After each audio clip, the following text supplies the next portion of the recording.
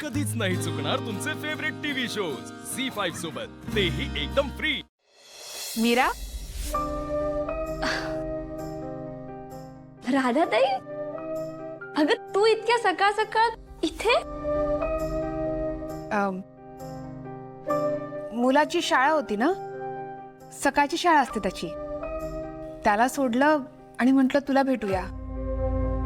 दामोदर काका भेटले ग खाली, त्यांनीच सांगितलं तू इथे आहेस म्हणून, मग आले। मग कसं झाला पाडवा? छान झाला पाडवा। अरे हो, तुला नवीन वर्षाच्या खूप शुभेच्छा। तुलाही नवीन वर्षाच्या खूप शुभेच्छा मीरा।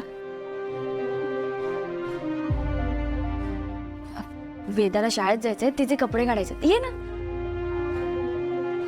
ताई, आज वेदाची आई आपल्यात असती तर किती छान झालं असतं ना, म्हणजे वेदाने पण छान पाडवा साजरा केला असता। वेदाची आई असती तर तू या घरात नसतीस मीरा, तुझी आणि वेदाची भेटच झाली नसती। हो, तुम्ही मला दुसरीकडे नोकरीला लावलं असतात ना।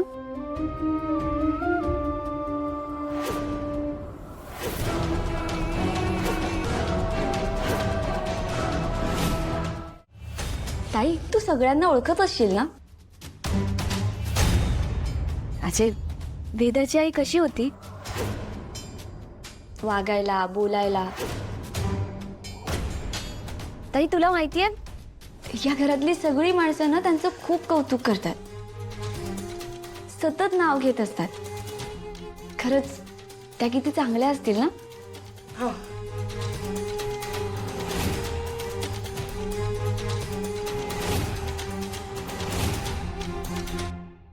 हे मीरा, बाईसाहेबांनी खाली बोलवलंय तुला। हो, हे कपडे। ए, तुला सांगितलेलं कळत नाही का? कान नीट उघडे ठेवायचं आणि जे काय सांगतोय ते ऐकायचं। बाईसाहेबांनी बोलवलं की हातातली सगळी कामं टाकायची ना आधी तिकडे जायचं, कळलं का?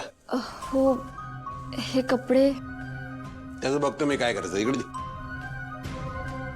मीरा, तू जा, आपण नंतर बोलूया। इकडे तिकडे काय बघायला लागली? जा की लवकर। हो।